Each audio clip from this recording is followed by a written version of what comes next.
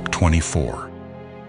The ghosts of the suitors in Hades. Odysseus and his men go to the house of Laertes. The people of Ithaca come out to attack Ulysses, but Minerva concocts a peace.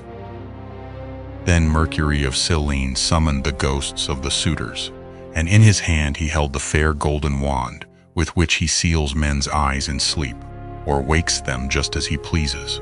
With this he roused the ghosts and led them, while they followed whining and gibbering behind him, as bats fly, squealing in the hollow of some great cave, when one of them has fallen out of the cluster in which they hang. Even so did the ghosts whine and squeal as Mercury, the healer of sorrow, led them down into the dark abode of death.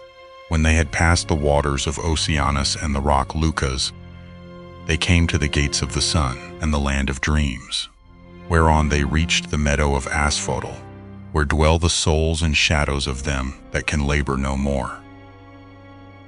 Here they found the ghost of Achilles son of Peleus, with those of Patroclus, Antilochus, and Ajax, who was the finest and handsomest man of all the Danaans after the son of Peleus himself. They gathered round the ghost of the son of Peleus, and the ghost of Agamemnon joined them, sorrowing bitterly. Round him were gathered also the ghosts of those who had perished with him in the house of Aegisthus, and the ghost of Achilles spoke first. "Son of Atreus," it said, "we used to say that Jove had loved you better from first to last than any other hero, for you were captain over many and brave men when we were all fighting together before Troy. Yet the hand of death, which no mortal can escape, was laid upon you all too early. Better for you had you fallen at Troy in the heyday of your renown, for the Achaeans would have built a mound over your ashes, and your son would have been heir to your good name, whereas it has now been your lot to come to a most miserable end." "Happy son of Peleus," answered the ghost of Agamemnon, "for having died at Troy far from Argos, while the bravest of the Trojans and the Achaeans fell round you fighting for your body. There you lay in the whirling clouds of dust, all huge and hugely, heedless now of your chivalry. We fought the whole of the livelong day, nor should we ever have left off if Jove had not sent a hurricane to stay us. Then, when we had borne you to the ships out of the fray, we laid you on your bed and cleansed your fair skin with warm water and with ointments. The Danaans tore their hair and wept bitterly round about you. Your mother, when she heard, came with her immortal nymphs from out of the sea, and the sound of a great wailing went forth over the waters, so that the Achaeans quaked for fear. They would have fled panic-stricken to their ships, had not wise old Nestor, whose counsel was ever truest, checked them, saying, 'Hold, Argives, fly not, sons of the Achaeans. This is his mother coming from the sea, with her immortal nymphs to view the body of her son.' Thus he spoke, and the Achaeans feared no more. The daughters of the old man of the sea stood round you weeping bitterly, and clothed you in immortal raiment. The 9 muses also came and lifted up their sweet voices in lament, calling and answering one another. There was not an Argive but wept for pity of the dirge they chaunted. Days and nights 7 and 10 we mourned you, mortals and immortals, but on the 18th day we gave you to the flames, and many a fat sheep, with many an ox, did we slay and sacrifice around you. You were burnt in raiment of the gods, with rich resins and with honey, while heroes, horse and foot, clashed their armor round the pile as you were burning, with the tramp as of a great multitude. But when the flames of heaven had done their work, we gathered your white bones at daybreak, and laid them in ointments and in pure wine. Your mother brought us a golden vase to hold them, gift of Bacchus, and work of Vulcan himself. In this we mingled your bleached bones with those of Patroclus who had gone before you, and separate we enclosed also those of Antilochus, who had been closer to you than any other of your comrades, now that Patroclus was no more. Over these the host of the Argives built a noble tomb on a point jutting out over the open Hellespont, that it might be seen from far out upon the sea by those now living, and by them that shall be born hereafter. Your mother begged prizes from the gods, and offered them to be contended for by the noblest of the Achaeans. You must have been present at the funeral of many a hero, when the young men gird themselves and make ready to contend for prizes on the death of some great chieftain. But you never saw such prizes as silver-footed Thetis offered in your honor. For the gods loved you well. Thus even in death your fame, Achilles, has not been lost, and your name lives evermore among all mankind. But as for me, what solace had I when the days of my fighting were done? For Jove willed my destruction on my return by the hands of Aegisthus and those of my wicked wife. Thus did they converse, and presently Mercury came up to them with the ghosts of the suitors who had been killed by Ulysses. The ghosts of Agamemnon and Achilles were astonished at seeing them, and went up to them at once. The ghost of Agamemnon recognized Amphimedon, son of Melanius, who lived in Ithaca and had been his host, so it began to talk to him. "Amphimedon," it said, "what has happened to all you fine young men, all of an age too, that you are come down here under the ground? One could pick no finer body of men from any city. Did Neptune raise his winds and waves against you when you were at sea? Or did your enemies make an end of you on the mainland when you were cattle lifting or sheep stealing, or while fighting in defense of their wives and city? Answer my question, for I have been your guest. Do you not remember how I came to your house with Menelaus to persuade Ulysses to join us with his ships against Troy? It was a whole month ere we could resume our voyage, for we had hard work to persuade Ulysses to come with us." And the ghost of Amphimedon answered, "Agamemnon, son of Atreus, king of men, I remember everything that you have said, and will tell you fully and accurately about the way in which our end was brought about. Ulysses had been long gone, and we were courting his wife, who did not say point blank that she would not marry, nor yet bring matters to an end, for she meant to compass our destruction. This, then, was the trick she played us. She set up a great tambour frame in her room and began to work on an enormous piece of fine needlework. 'Sweethearts,' said she, 'Ulysses is indeed dead. Still, do not press me to marry again immediately. Wait, for I would not have my skill in needlework perish unrecorded, till I have completed a pall for the hero Laertes, against the time when death shall take him. He is very rich, and the women of the place will talk if he is laid out without a pall.' This is what she said, and we assented. Whereupon we could see her working upon her great web all day long, but at night she would unpick the stitches again by torchlight. She fooled us in this way for 3 years without our finding it out, but as time wore on and she was now in her 4th year, in the waning of moons, and many days had been accomplished, one of her maids who knew what she was doing told us, and we caught her in the act of undoing her work.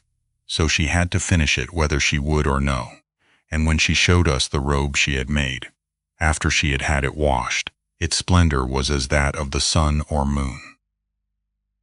Then some malicious god conveyed Ulysses to the upland farm, where his swineherd lives. Thither presently came also his son, returning from a voyage to Pylos, and the two came to the town when they had hatched their plot for our destruction. Telemachus came first, and then after him, accompanied by the swineherd, came Ulysses, clad in rags and leaning on a staff as though he were some miserable old beggar.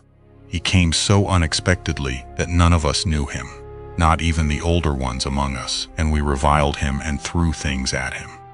He endured both being struck and insulted without a word, though he was in his own house. But when the will of Aegis-bearing Jove inspired him, he and Telemachus took the armor and hid it in an inner chamber, bolting the doors behind them.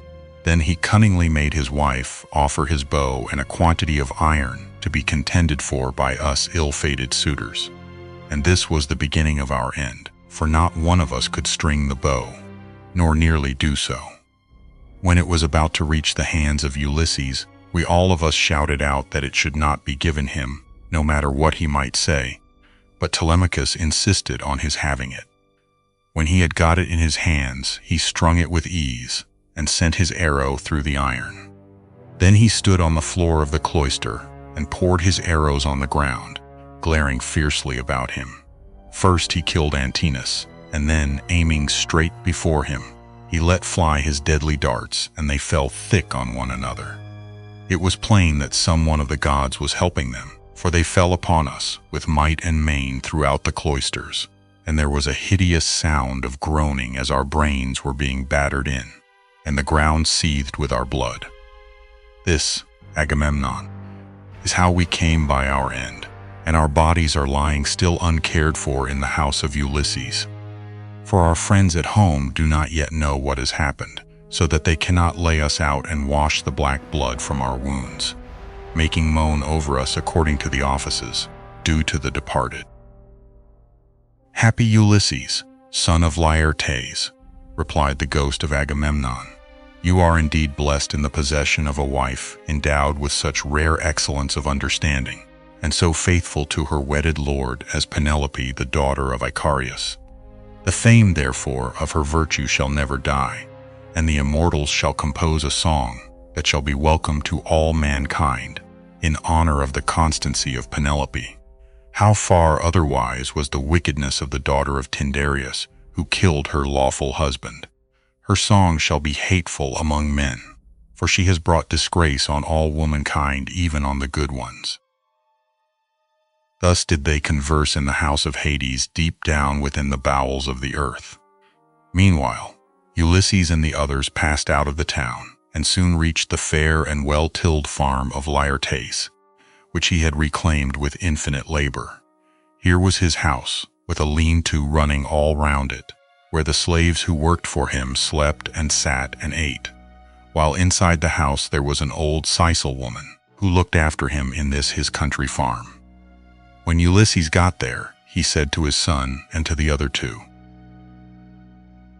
"Go to the house and kill the best pig that you can find for dinner.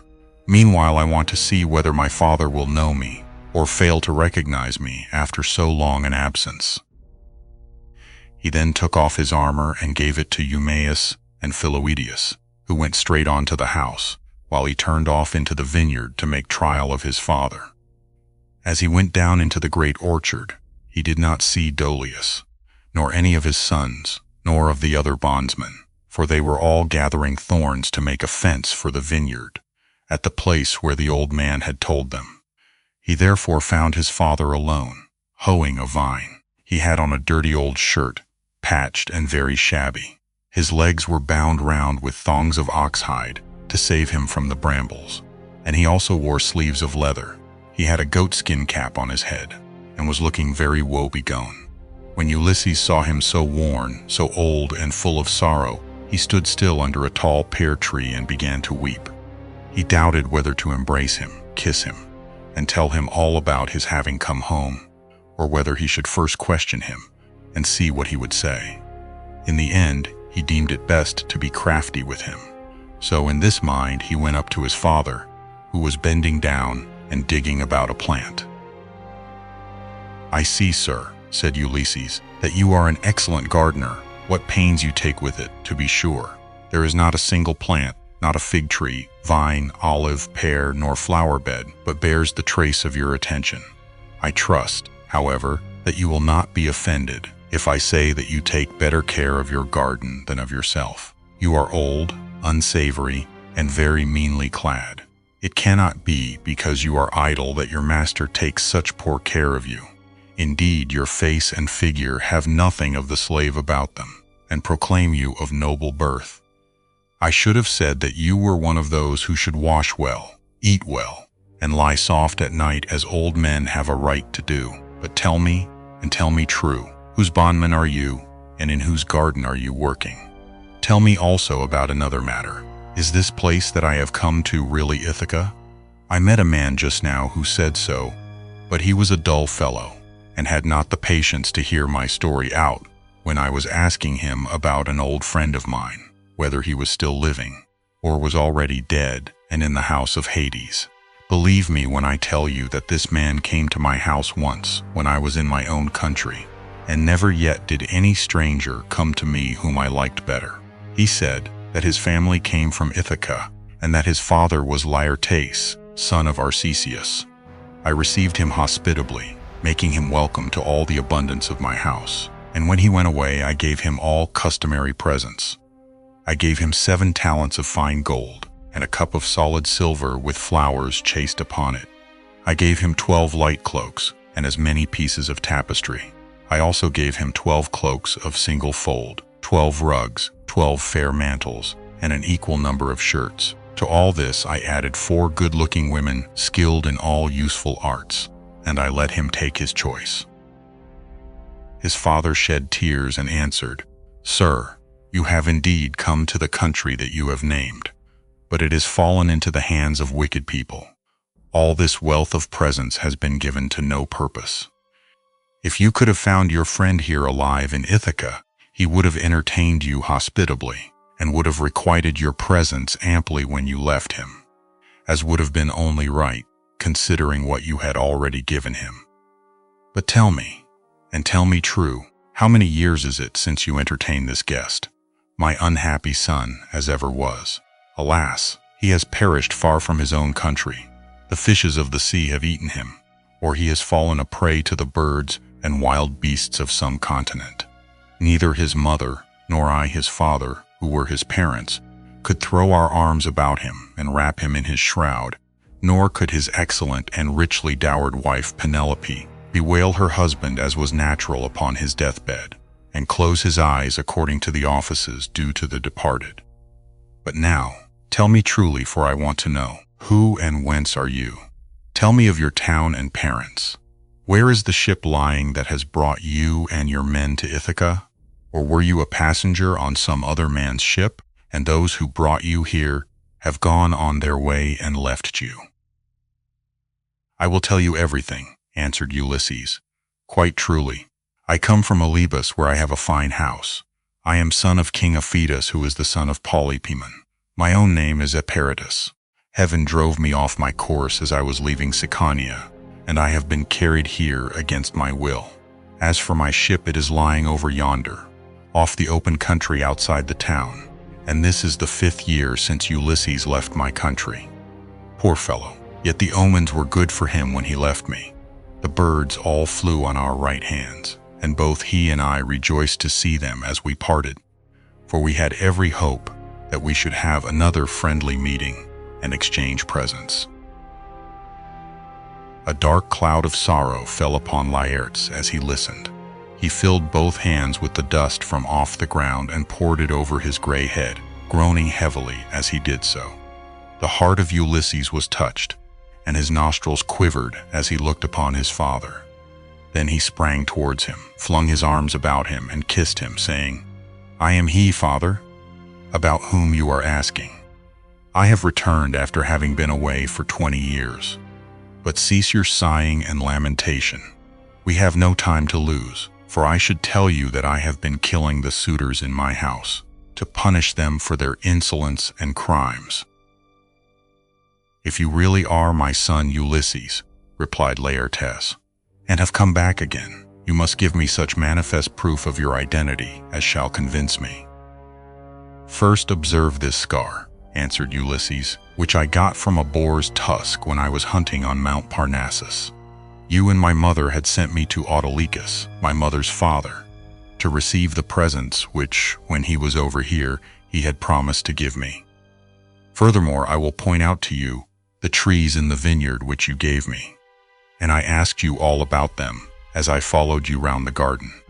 We went over them all, and you told me their names and what they all were. You gave me 13 pear trees, 10 apple trees, and 40 fig trees. You also said you would give me 50 rows of vines. There was corn planted between each row, and they yield grapes of every kind when the heat of heaven has been laid heavy upon them."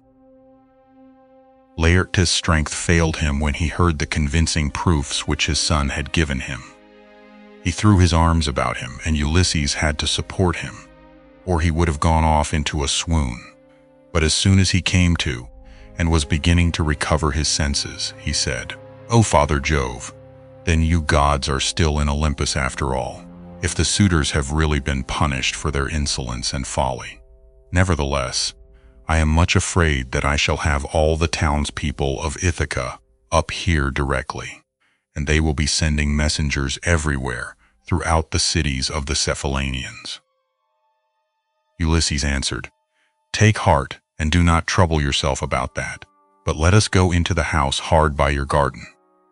I have already told Telemachus, Philoetius, and Eumaeus to go on there and get dinner ready as soon as possible." Thus conversing, the two made their way towards the house. When they got there, they found Telemachus with the stockman and the swineherd, cutting up meat and mixing wine with water. Then the old Sicil woman took Laertes inside and washed him and anointed him with oil. She put him on a good cloak, and Minerva came up to him and gave him a more imposing presence, making him taller and stouter than before. When he came back, his son was surprised to see him looking so like an immortal, and said to him, "My dear father, some one of the gods has been making you much taller and better looking." Laertes answered, "Would by Father Jove, Minerva, and Apollo that I were the man I was when I ruled among the Cephallenians and took Nericum, that strong fortress on the foreland. If I were still what I then was, and had been in our house yesterday with my armor on, I should have been able to stand by you and help you against the suitors. I should have killed a great many of them, and you would have rejoiced to see it." Thus did they converse, but the others, when they had finished their work, and the feast was ready, left off working, and took each his proper place on the benches and seats. Then they began eating. By and by old Dolius and his sons left their work and came up, for their mother, the Sicil woman who looked after Laertes now that he was growing old, had been to fetch them. When they saw Ulysses and were certain it was he, they stood there lost in astonishment. But Ulysses scolded them good-naturedly and said, "Sit down to your dinner, old man, and never mind about your surprise. We have been wanting to begin for some time, and have been waiting for you." Then Dolius put out both his hands and went up to Ulysses. "Sir," said he, seizing his master's hand and kissing it at the wrist, "we have long been wishing you home, and now heaven has restored you to us after we had given up hoping. All hail, therefore, and may the gods prosper you. But tell me, does Penelope already know of your return, or shall we send someone to tell her?" "Old man," answered Ulysses, "she knows already, so you need not trouble about that." On this he took his seat, and the sons of Dolius gathered round Ulysses to give him greeting and embrace him one after the other. Then they took their seats in due order near Dolius their father. While they were thus busy getting their dinner ready, rumor went round the town, and noised abroad the terrible fate that had befallen the suitors. As soon, therefore, as the people heard of it, they gathered from every quarter, groaning and hooting before the house of Ulysses. They took the dead away, buried every man his own, and put the bodies of those who came from elsewhere on board the fishing vessels, for the fishermen to take each of them to his own place.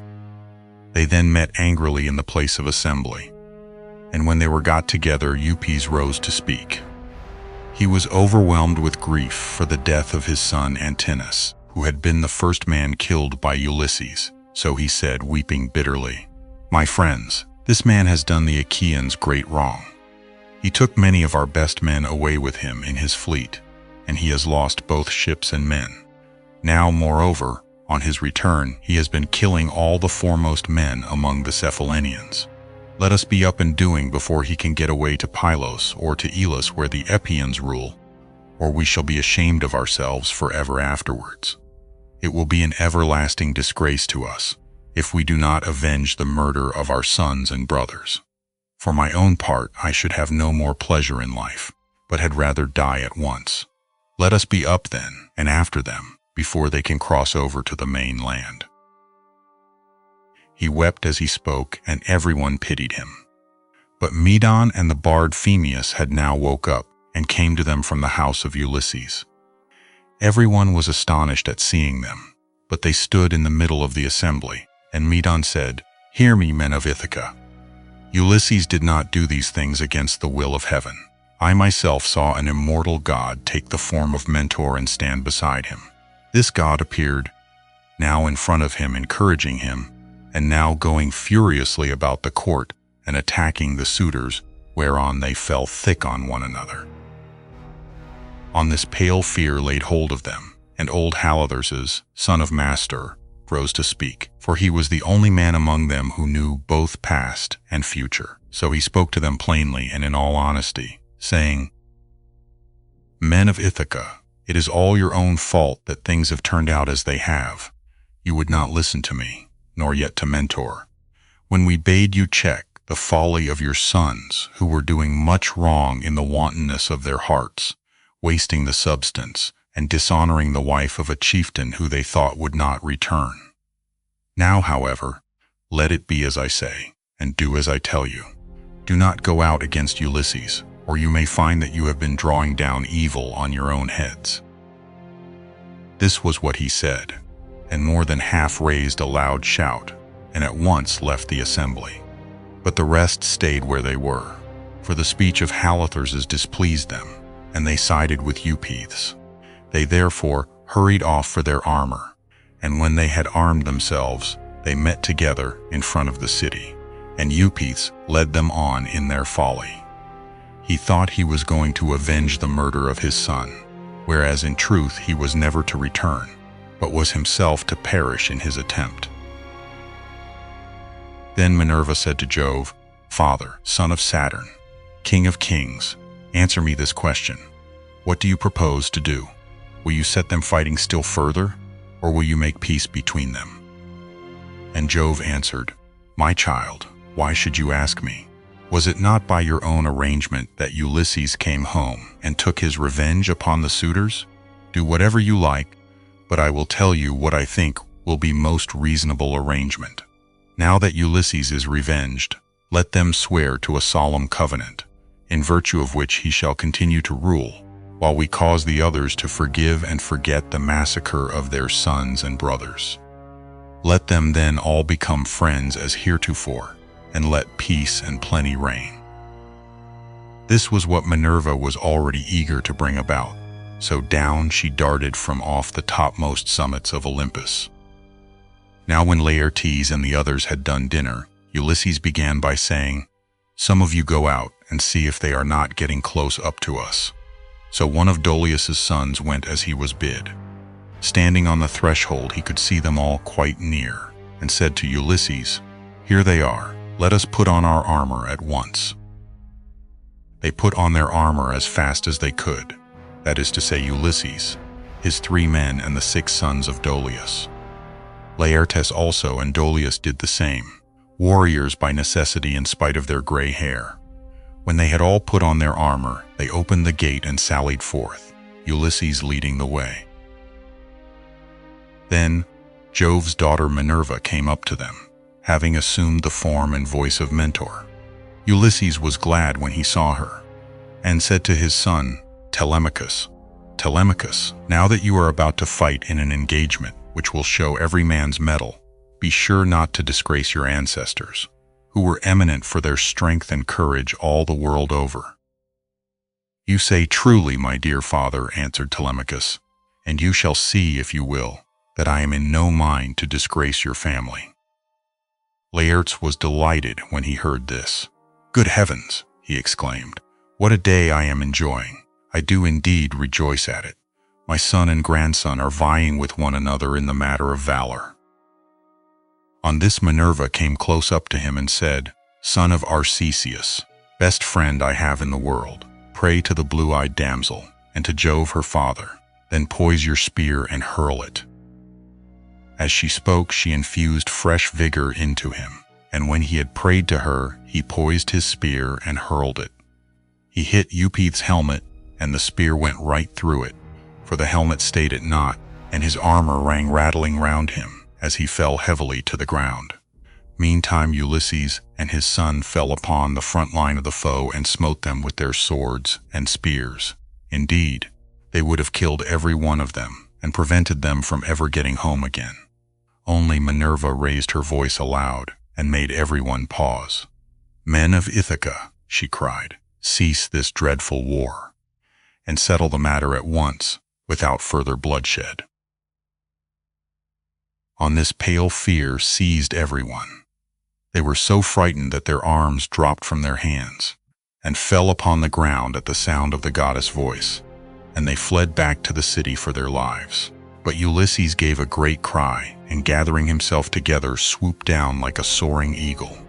Then the son of Saturn sent a thunderbolt of fire that fell just in front of Minerva. So she said to Ulysses, "Ulysses, noble son of Laertes, stop this warful strife, or Jove will be angry with you." Thus spoke Minerva, and Ulysses obeyed her gladly.